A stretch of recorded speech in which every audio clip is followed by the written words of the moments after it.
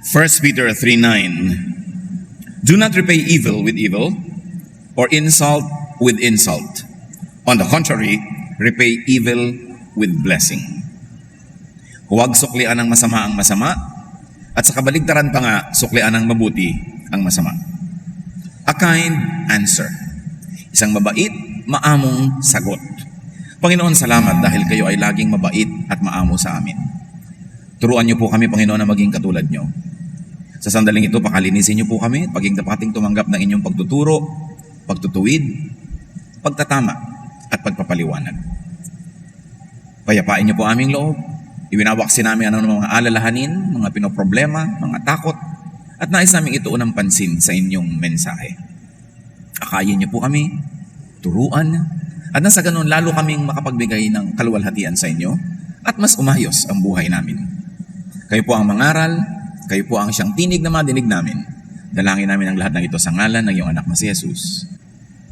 A kind answer. Kumusta naman? Meron na ba tayong binigyan ng kind answer? Nawa hindi baligtad na ang ating ibinigay ay unkind answer. Proverbs 15:1. A kind answer soothes angry feelings, but harsh words stir them up.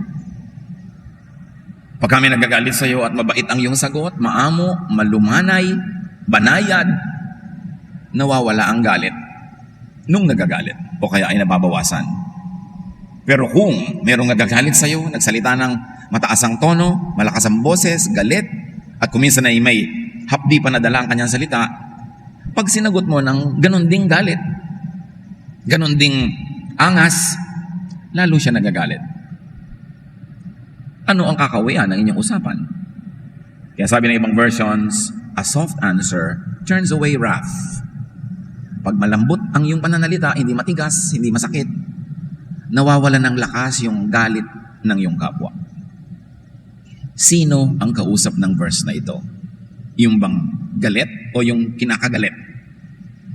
Yung bang nagsasalita ng masakit o yung nasasaktan? The verse is addressed not to the angry person. Hindi sinabing, huwag kang magalit, huwag kang magsalita ng masama at masakit. Hindi siya ang kausap. The verse is addressed to the recipient of angry words. The recipient of angry behavior. Ang kinakausap dito ng verse ay yung taong may dumating sa iyo na nagagalit, nagsasalita ng masakit, malakas ang boses, agresibo, ikaw ang kausap ng verse. Sabi, huwag mong salubungin ang galit niya. Huwag mong patulan. Huwag mong gatungan. Yung apoy, lalo kung nilalagyan ng kahoy para mag-apoy, yung kahoy na inilalagay mo sa umaapoy na, yun ang tinatawag na gatong. Hindi na kasi nakikita ng young people yung gatong kasi click. Umiinit na yung kalan niya. Hindi nila maintindihan yung gatong-gatong na yan. Kung may bonfire and the fire is already dying out, you put some more firewood, yung firewood ang gatong para tumuloy yung apoy. Kaya kung may nagagalit na, galit din ang sagot mo, yun yung gatong. Pinahaba mo yung apoy, pinainit, pinadami ang siklab. You should take note na hindi binabawalan yung galit. Hindi sinasabi na huwag ka magalit. Kasi pwede naman talaga magalit. Merong ang righteous indignation na tinatawag. Kaya hindi binabawalan yung dumating na galit. Huwag ka magalit. Hindi yon. Yung inaaway ng galit ang kausap. Bakit siya ang kausap? Ba't hindi na lang sabihin to sa taong galit na, huwag kang magalit, huwag kang magsasalita ng mga galit na mga salita. Kasi galit na nga siya. Paano mo pa maaawat yun, galit na?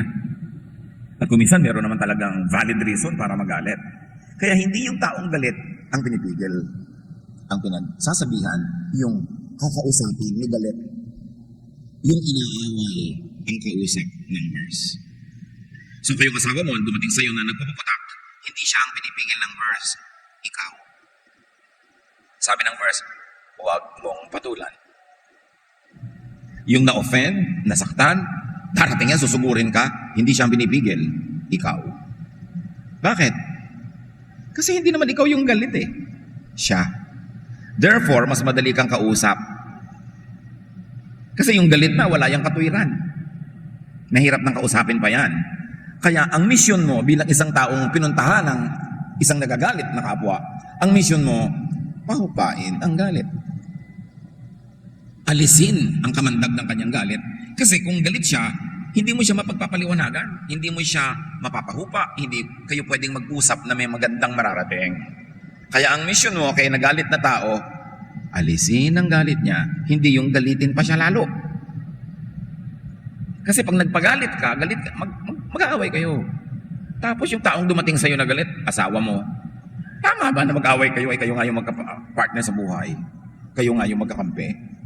Nakaaway mo kapatid mo. Tama ba yun?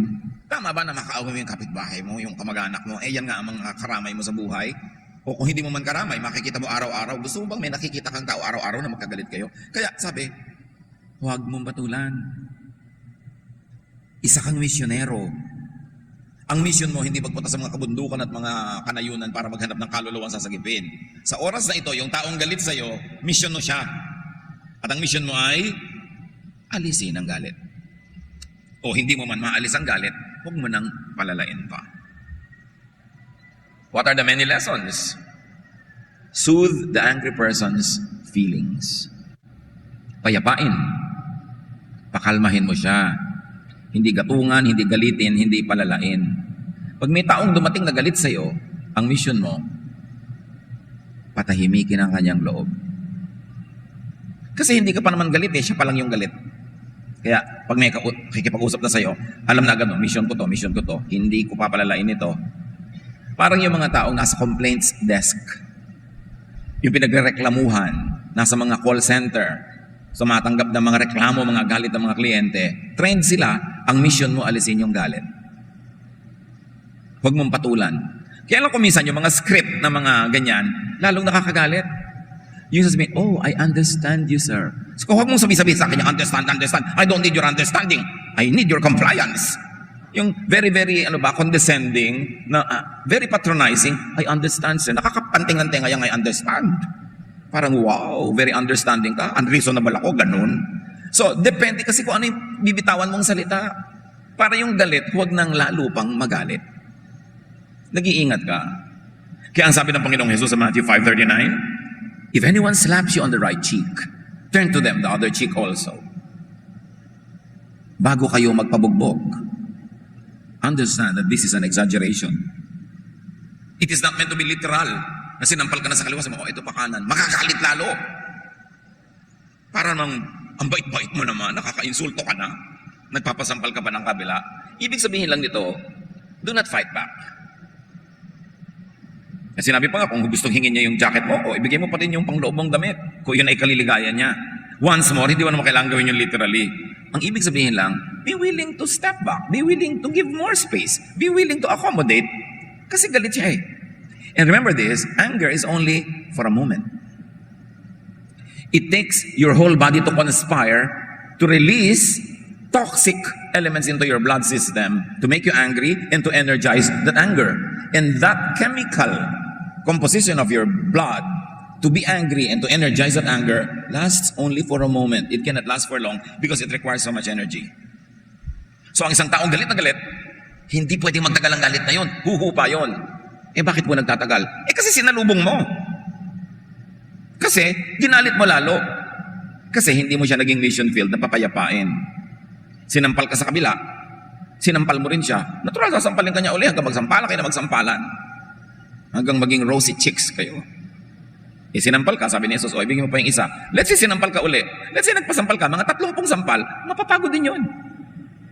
Titigil din siya. Habang hindi mo ginagalit. Sa tug of war, mga kapatid, hilahan ng lubid, di ba? Gusto niyang hilahin yung lubid patungo sa kanya, maagaw sa'yo. Gusto mong hilahin yung lubid patungo sa'yo para maagaw sa kanya, kaya ang tagal-tagal ng tug of war. Subukan mong paghila niya, nirelease mo yung lubid, tumba na siya. Game over. Nagagalit sa'yo, hindi ka nalang kumibo. Ano pang susunod niyan sasabihin?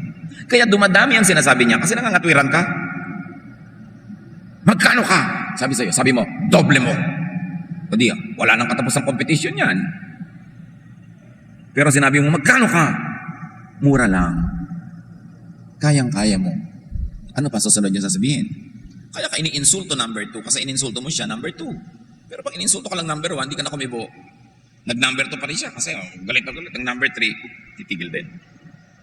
Pag meron kayong galit na taong lumapit sa inyo, huwag niyong patulan. Huhupa yun. Why? As I have said, because the chemical composition of an angry person lasts only for a while. It cannot be there for long. Kaya ang sabi ng iba, alam nyo na yun, di ba? If you're angry, count 3. If you're very angry, count 10. Kasi pag galit ka na, gusto mo siyang sampalin. Pero sabi mo, teka muna, 1, 2, 3. Siguro hindi mo na gustong sampalin. Nawala na yung energy mo eh. Minura ka, gusto mo ring murahin, pero sabi mo, 1, 2, 3, 4, 5, 5 and a half, 6, 7, 8, 9, 10. Tell me kung galit pa rin kayo after 10. Konting-konti na lang matitira noon. At saka hindi lang yun, baka nakaalis na siya. Tapos ang labanan. Pero pag binangga-bangga mo yung nambabangga sa'yo, walang katapusan kasi iiral yung pride niya. And this ministry of taking away the wind from their sail, taking away the energy from their anger, is very especially for people who are close to you. For people you love. For people who love you. Alam mo, mahal ka ng taong ito. 5 taon ka lang nga niyang minamahal. Galit lang siya ngayon. Sisirain mo ang lahat. Palampasin mo lang. Kasi yung taong to, na-earn na niya yung right na pagpasensyahan mo. Sa dami na nang nagawang mabuti sa'yo. Kakalimutan mo na lahat yun dahil lang na-offend ka sa galit niya. Palampasin. Pero hindi sinasabing ipatalo ang buong pangangatwiran. Bukas na. Pag malamig ng ulo niya, tsaka mo i-present ang kaso mo. Ang iyong argumento, ang iyong pangangatwiran, ang iyong pagtatanggol sa sarili, na agad-agad niya sinalakay, you can delay that. You can do that, yes. Pero sabi sa Bible, for everything there is season and a time for every matter under heaven. And a time to discuss a problem or somebody's complaint or unhappiness is not when that person is at the height, peak, and climax of her anger. It should be for later. Mas effective yun. Mas tatalab. Ang dalawang taong nag-aaway, nagsisigawan, walang nakikinig, kundi kapitbahay. Si A nakikipagkagalit kay B, si B nakikipagkagalit kay A. Pag nagsasalita si A, hindi nakikinig si B. Pag nagsasalita si B, hindi nakikinig si A. Palakasan sila ng boses pero wala namang nakikinig, so walang tinatablan. Ang nakikinig, mga chismosa. Alam na yung detalye ng pinag-uusapan nyo, kaya lalong nagiging disadvantageous ang ganong klaseng pag-aaway. Proverbs 25, 21 to 22. If your enemy is hungry, give him food to eat. If he is thirsty, give him water to drink. In doing this, you will heap burning coals on his head, and the Lord will reward you. Yung burning coals na yun, mahabang kwento, ang ibig sabihin lang nun, maaalis mo yung galit niya. Nung araw kasi, wala namang lighter, walang posporo, so every house keeps the stove burning a little bit, para pag kailangan nila ng apoy, meron sila agad na umaapoy na kukuha na ng apoy. Ngayon, yung mga iba, nauubos talaga yung apoy nila, nauubos yung oil, nauubos yung gatong ng kanilang kalan, pupunta sila sa kapitbahay, hihingi sila ng konting baga, konting apoy na pwede nilang magamit pang pasimula ng apoy sa bahay nila. And usually, inilalagay yun sa mga palayok, sunong-sunong ng mga nanghingi ng apoy, kaya yung you will heap burning coals on their heads. Hindi mo sila gagawing bibingka. Hindi ka maghihiganti na susunugin mo kanilang anit. Ibig sabihin lang, ibinigay mo ang gusto. Therefore, magiging tahimik ang inyong labanan. Ang pinag-uusapan dito, enemy ha? If your enemy is hungry, give him food to eat. If your enemy is angry, soothe his feeling. Paano pa ko yung tao pinag-uusapan ni asawa mo, nanay mo, kapatid mo? Di lalo na bigyan mo ng something to eat. Lalo na tanggalin mo yung galit for the sake of your relationship. Kung sa enemy nga, extreme na yon. Gagawa ka pa ng mabuti, doon pa ba naman sa taong sangkot sa buhay mo? Hindi ka gagawa ng mabuti. So ang misyon, tandaan nyo, alisin ang galit na. Not by condescension, but by genuine kindness. Unawaan mo agad. Ano kaya ang nangyari mo sa galit? Nasaktan ba yung kanyang ego, yung feelings niya? Meron bang mahalaga sa kanya na nasiya lahat na wala? Dahil sa kapabayaan ko, may nagawa ba akong mali na nakadamage ng ginagawa niya sa buhay? Unawaan niyo agad kung saan nanggagaling yung galit ng tao. At pahinain ang lakas ng galit niya. Hindi para kayo manalo, kundi para huwag nang lumala ang galit at ang mailigtas yung inyong relasyon. 1 Corinthians 4:12, when we are cursed, we bless. That's the only way to stop the cursing. Change the cycle. Because once somebody curses and you curse back, you begin a cycle of cursing that will never stop. Once somebody is angry and you return that anger with another anger, you begin a cycle of anger. And then you get trapped in that cycle and you don't know how to get out of it. So reverse the cycle by changing the elements of the equation. Galit siya. Huwag kang magalit. Nagkakar siya, mang-bless ka. Para yung gustong puntahan ng kanyang negative energy, hindi marating. Kasi pabaligtarin mo eh. Yun ang trabaho ng mga anak ng Diyos. The way to soothe the other person's angry feelings is by responding with kind words or action. Galit na galit siya. Tapos bigla mong hinainan ng merienda o tubig o anuman, huwag ka lang masyadong malapit dahil baka ibuhos sa'yo yung kape. Pero naghain ka na ganon, ibig sabihin nun, peace. Peace, man. Yung ganon, yung huwag tayo mag-away. Ibig sabihin nun, ayoko mag-away tayo. Sige, may sinasabi ka, galit na galit ka, palabasin mo. Sige, sabihin mo, hindi ko sasalubungin. Hindi kita pipigilin magsalita. Hindi ko tatalunin ang boses ko yung boses mo. Sige, magsalita ka, say everything. And then pagtapos ka na, hindi pa rin ako kikibo, mapag-iisip-isip mo rin na wala ka sa lugar. Pero pagka hindi ka nakikinig, pinipigil mo siya, nagsasalita ka rin, lalo niya lalakasan ang boses niya para marinig mo. Ang dali-dali namang makita mga kapatid, what works and what doesn't. Arguing with somebody who's angry will lead to nowhere but worse and worse situations. Kaya galit siya, ang tunay na pananalo doon ay yung matanggal mo ang galit niya, hindi yung magalit mo pa siya lalo. Pag nagalit pa siya lalo, talo ka. Romans 12:21, do not be overcome by evil, but overcome evil with good. Huwag kang magpapatalo sa masama. Talunin mo yung masama, hindi ng mas masama, kundi ng kabutihan. Laging nananalo ang kabutihan, basta tama ang pag-apply mo. Because harsh words and actions stir up angry feelings. Yung galit na, pag sinabihan mo pa ng nakakagalit lalong salita, lalo siyang babangis. Kaya iba nasasaktan eh. Bihira naman yung sabi, yung pong asawa ko nang bubugbog. Bungangera ka ba, sister? Konti po. Kasi parang masyadong abnormal yung nakaupo ka lang, tahimik na tahimik, nangungukot ka ng butong pakwan, o nagaganchilyo ka, nagpe-painting ka, bigla siyang darating at magbubugulpihin ka. Usually, may sasabihin mo na siya, magre-react ka, magbubunganga ka, magre-react siya hanggang mamaya. Nawawalan na siya ng control, kaya ka nabubugbog. Hindi lagi, At hindi ko sinisisi yung mga babae kung sila na ngayon binubugbog. Pero 90% ang nabubugbog, bungangera. 90 lang, may 10. Alam ko lahat ng kababaihan dito nando sa 10. Yung napakayumin nyo, napakabini, napakahinhin, tapos bigla-bigla na lang kayong hinahampas ng kabayo ng plancha. Talagang abnormal yung mga lalaki na, di ba? Wala naman kayong ginagawa, hindi naman kayo kumikibo. May mga ganun. Pero kadalasan, kaya na ganun, tumigil ka, hindi ako titigil. Tumigil ka, hindi ako titigil. Kaya talagang pasa-pasa. Pag sinabing tumigil ka, tama ka man o mali, tumigil ka. Bukas ka na rumesbak. Pag tahimik siya.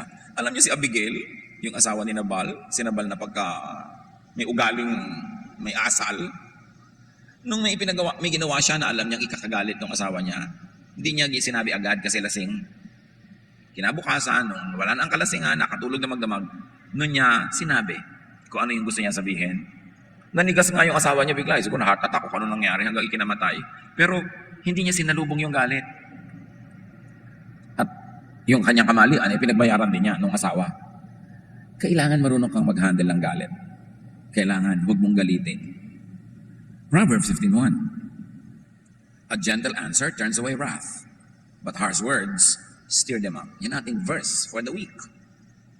A gentle answer turns away wrath, but a harsh word stirs up anger. Your mission when somebody is angry is not to be more angry, but to soothe the angry feelings. Yun ang ginagawa ng mga anak ng Diyos. Proverbs 26:4, do not answer a fool according to his folly, or you yourself will be just like them. Huwag patulan ng mga hangal. Huwag patulan ng mga galit. Kasi mamaya, pareho na lang kayo. Ang problema sa tumatabla, you lose the upper hand. You lose the moral higher ground kasi tumabla ka. Therefore, you are now on the same level. That is what is wrong with getting even. You end up on the same level. Kaya nga even. Do not lose your moral higher ground so that you could always negotiate from a position of strength, of spiritual strength, not of physical. Harsh words and actions make things worse. Walang nasolve sa sigawan. Walang nasolve sa sakitan. Walang nasolve sa awayan, sa payabangan, sa pataasan. Wala. Pagka nagtanim ka ng masamang hangin, buhawi, bagyo ang aanihin mo. Hosea 8:7, they sow the wind and reap the whirlwind. Go for good. Go for better. Go for best. Dumating sa iyo yung taong galit. Ang tanong mo agad, how can I make this bad situation good? Or how can I make this very bad situation not only good but better? And when it's already good, how can I make it best? Hindi baligtad na, this is a bad situation, I will make it worse. By showing my teeth, by fighting back, by making the person more and more angry. Ang situation dapat pagandahin, hindi papangitin. Kasi lahat nasasaktan, lahat nasusukatan, nagagalusan, lahat talo.